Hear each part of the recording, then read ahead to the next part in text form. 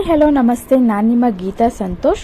ಸಿರಿ ಸಂಭ್ರಮ ಚಾನಲ್ಗೆ ನಿಮ್ಮೆಲ್ಲರಿಗೂ ಸ್ವಾಗತ. ನಾನಿವತ್ತಿನ ರೆಸಿಪಿಯಲ್ಲಿ ತುಂಬಾ ಸಿಂಪಲ್ ಆಗಿ ಮ್ಯಾಂಗೋ ಸೀಸನ್ ಆಗಿರೋದ್ರಿಂದ ಮ್ಯಾಂಗೋ ಸಬ್ಬಕ್ಕಿ ಪಾಯಸನ ಹೇಗೆ ಮಾಡೋದು ಅಂತ ತೋರಿಸ್ತಾ ಇದ್ದೀನಿ. ಇನ್ನೂ ನನ್ನ ಚಾನಲ್ನ ಸಬ್ಸ್ಕ್ರೈಬ್ ಆಗಿಲ್ಲ ಅಂದರೆ ಪ್ಲೀಸ್ ಸಬ್ಸ್ಕ್ರೈಬ್ ಆಗಿ, ಹಾಗೆ ಬೆಲ್ ಬಟನ್ನ ಕ್ಲಿಕ್ ಮಾಡೋದನ್ನ ಮರಿಬೇಡಿ. ಬನ್ನಿ ಹಾಗಾದರೆ ಇವತ್ತಿನ ರೆಸಿಪಿಯಲ್ಲಿ ಮ್ಯಾಂಗೋ ಸಬ್ಬಕ್ಕಿ ಪಾಯಸ ಹೇಗೆ ಮಾಡೋದು ಅಂತ ನೋಡೋಣ. ನಾನು ಮೊದಲನೇದಾಗಿ ಒಂದು 3/4 ಕಪ್ ಆಗುವಷ್ಟು ಸಬ್ಬಕ್ಕಿನ ಈ ರೀತಿಯಾಗಿ ತೊಳೆದು ನೆನೆಸಿ ಇಟ್ಕೊಂಡಿದ್ದೀನಿ. ಮೊದಲನೇದಾಗಿ ಒಂದು ಅರ್ಧ ಗಂಟೆ ಆಗುವಷ್ಟು ನೆನೆದರೆ ಸಾಕು, ಬೇಯೋದಕ್ಕೆ ಈಸಿ ಆಗುತ್ತೆ. ಅದರಿಂದ ನಾನು ಒಂದು ಅರ್ಧ ಗಂಟೆ ನೆನೆಸಿಟ್ಕೊಂಡಿದ್ದೀನಿ. ನೋಡಿ, ಈ ರೀತಿಯಾಗಿ ಸಾಫ್ಟ್ ಆಗಬೇಕು, ಅಲ್ಲಿವರೆಗೂ ಚೆನ್ನಾಗಿ ನೆನೆಸಿಟ್ಕೊಂಡಿದ್ದೀನಿ. ನೆಕ್ಸ್ಟು ಒಂದು ಪಾತ್ರೆಯಲ್ಲಿ ಕುದಿಯೋದಕ್ಕೆ ನೀರನ್ನು ಇಟ್ಟು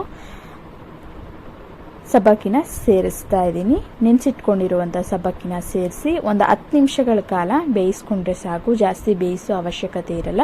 ನೋಡಿ, ಈ ರೀತಿಯಾಗಿ ಗಂಜಿ ಬಿಟ್ಕೋಬೇಕು, ಅಲ್ಲಿವರೆಗೂ ಒಂದು 10 ನಿಮಿಷ ಸಾಕು ಬೇಯಿಸ್ಕೊಂಡ್ರೆ. ನೆಕ್ಸ್ಟು ಇವಾಗ ಅದು ರೆಡಿ ಆಗಿದೆ, ಅದನ್ನು ನೀರು ಸಪ್ರೇಟ್ ಮಾಡಿ ಸಬ್ಬಕ್ಕಿನ ಎಲ್ಲನೂ ತೆಗೆದಿಟ್ಕೊಳ್ಳೋಣ. ಅದು ತಣ್ಣಗಾಗ್ತಾ ಇರಲಿ. ಹಾಗೆ ನೆಕ್ಸ್ಟು ಒಂದು 1/4 ಲೀಟ್ರ್ ಆಗುವಷ್ಟು ಹಾಲನ್ನ ಸೇರಿಸ್ತಾ ಇದ್ದೀನಿ. ಹಾಲು ಚೆನ್ನಾಗಿ ಕಾದಿದ್ದಾದಮೇಲೆ ಒಂದು ಅರ್ಧ ಕಪ್ ಆಗುವಷ್ಟು ಬೆಲ್ಲನ ಸೇರಿಸ್ತಾ ಇದ್ದೀನಿ. ಬೆಲ್ಲ ಹಾಕೋದ್ರಿಂದ ಟೇಸ್ಟು ಚೆನ್ನಾಗಿ ಬರುತ್ತೆ. ಆ ರೀತಿಯಾಗಿ ನಾನು ಬೆಲ್ಲನ ಸೇರಿಸ್ತಾ ಇದ್ದೀನಿ. ಬೆಲ್ಲ ಎಲ್ಲನೂ ಚೆನ್ನಾಗಿ ಕರಗಬೇಕು, ಅಲ್ಲಿವರೆಗೂ ಚೆನ್ನಾಗಿ ಕಾಯಿಸ್ಕೊಳ್ಳೋಣ. ನೆಕ್ಸ್ಟು 2 ಸ್ಪೂನ್ ಆಗುವಷ್ಟು ನಾನು MTR ಬಾದಾಮ್ ಪೌಡ್ರನ್ನು ಸಹ ಸೇರಿಸ್ತಾ ಇದ್ದೀನಿ ಟೇಸ್ಟ್ಗೆ.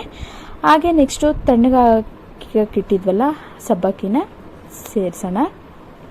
ಸೇರಿಸಿ ಜಸ್ಟು ಬಿಸಿ ಮಾಡಿಕೊಂಡ್ರೆ ಸಾಕು, ಚೆನ್ನಾಗಿ ಬೇಯಿಸೋ ಅವಶ್ಯಕತೆ ಏನೂ ಇರಲ್ಲ. ಹಾಲು ಚೆನ್ನಾಗಿ ಕಾದಿರುತ್ತೆ, ಅದರಿಂದ ಜಸ್ಟ್ ಮಿಕ್ಸ್ ಮಾಡಿಕೊಂಡ್ರೆ ಸಾಕು. ನಾನು ಒಂದು ಮ್ಯಾಂಗೋನ ಸಿಪ್ಪೆ ತೆಗೆದು ಅದರಲ್ಲಿರೋ ಮಿಶ್ರಣ ಎಲ್ಲನೂ ತೆಗೆದು ಒಂದು 3 ಏಲಕ್ಕಿ ಕಾಯಿನ ಸೇರಿಸಿ ಈ ರೀತಿಯಾಗಿ ಪೇಸ್ಟ್ ಮಾಡಿ ಇಟ್ಕೊಂಡಿದ್ದೀನಿ.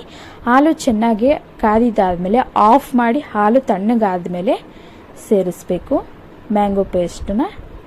ಗ್ಯಾಸ್ ಆಫ್ ಮಾಡಿ ನೋಡಿ, ಈ ರೀತಿಯಾಗಿ ಸೇರಿಸಿ ಪೇಸ್ಟ್ ಎಲ್ಲನೂ ಚೆನ್ನಾಗಿ ಮಿಕ್ಸ್ ಮಾಡ್ಕೊಳ್ಳೋಣ. ಗ್ಯಾಸ್ ಆಫ್ ಮಾಡ್ಕೊಂಡಿರಬೇಕು, ಇಲ್ಲಾಂದರೆ ಹಾಲೆಲ್ಲನೂ ಹೊಡೆದೋಗ್ಬಿಟ್ಟಿರುತ್ತೆ. ಹಾಲು ಚೆನ್ನಾಗಿ ತಣ್ಣಗಾದ್ಮೇಲೆ ಮ್ಯಾಂಗೋ ಪೇಸ್ಟನ್ನ ಸೇರಿಸಿ ಚೆನ್ನಾಗಿ ಮಿಕ್ಸ್ ಮಾಡಿಕೊಂಡು, ಹಾಗೆ ತುಪ್ಪದಲ್ಲಿ ಬಾದಾಮಿ ಹಾಗೆ ಗೋಡಂಬಿನ ಸೇರಿಸಿ ಮಿಕ್ಸ್ ಮಾಡ್ಕೊಳ್ಳೋಣ. ನೋಡಿ, ಈ ರೀತಿಯಾಗಿ ಸಬ್ಬಕ್ಕಿ ಪಾಯಸ ಸೂಪರ್ ಟೇಸ್ಟಿಯಾಗಿ ರೆಡಿಯಾಗಿದೆ. ನೋಡಿ, ನಾನಿವಾಗ ಸರ್ವ್ ಮಾಡಿ ತೋರಿಸ್ತಾ ಇದ್ದೀನಿ. ಇವಾಗ ಮಾವಿನ ಹಣ್ಣಿನ ಸೀಸನ್ ಆಗಿರೋದ್ರಿಂದ ಈ ರೀತಿಯಾಗಿ ಡಿಫ್ರೆಂಟಾಗಿ ಮಾಡ್ಕೊಂಡು ತಿನ್ನೋದ್ರಿಂದ ದೇಹಕ್ಕೂ ಕೂಡ ಸಬ್ಬಕ್ಕಿ ತಂಪಾಗಿರುತ್ತೆ, ಹಾಗೂ ಡಿಫ್ರೆಂಟಾಗಿ ಟೇಸ್ಟಿಯಾಗಿ ಚೆನ್ನಾಗಿರುತ್ತೆ ಮ್ಯಾಂಗೋ ಸಬ್ಬಕ್ಕಿ ಪಾಯಸ. ನೀವು ಒಮ್ಮೆ ಮನೇಲಿ ಈ ರೀತಿಯಾಗಿ ಟ್ರೈ ಮಾಡಿ ನೋಡಿ, ತುಂಬಾ ಟೇಸ್ಟಿಯಾಗಿ ಚೆನ್ನಾಗಿ ಬಂದಿದೆ, ಡಿಫ್ರೆಂಟಾಗಿರುತ್ತೆ. ಹಾಗೆ ಮಕ್ಕಳನ್ನು ಕೂಡ ತುಂಬಾ ಇಷ್ಟಪಟ್ಟು ತಿಂತಾರೆ.